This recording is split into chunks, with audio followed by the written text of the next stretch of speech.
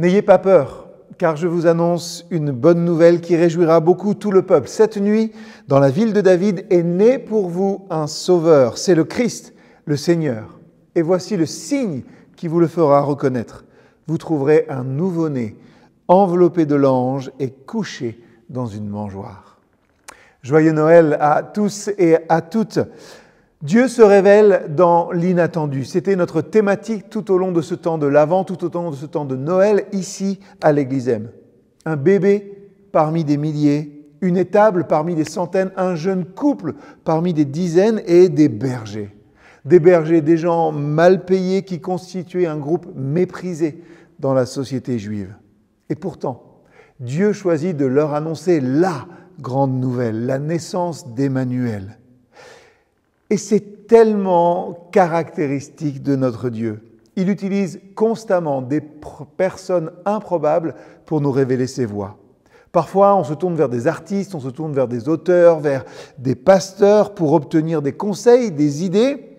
On croit en ce qu'ils disent et puis on achète leurs livres ou on écoute leurs vidéos sur YouTube. Mais il y a, je le crois, une révélation encore plus profonde dans tous les aspects cachés et ignorés de la vie. Le repos, on peut le voir dans l'image et dans ce qu'est une marguerite. La bonté et la provision de Dieu se révèlent dans les habitudes alimentaires simplement des oiseaux.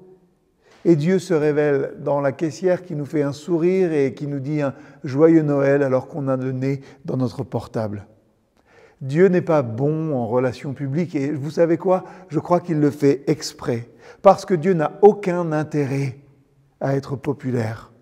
La raison pour laquelle les révélations de Dieu ne se font généralement pas par des voies spectaculaires est la suivante. 1.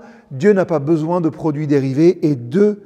La popularité ne demande pas finalement au spectateur ou à l'auditeur de se transformer pour la recevoir. Et Dieu n'attend que cela de chacun et chacune d'entre nous, notre transformation.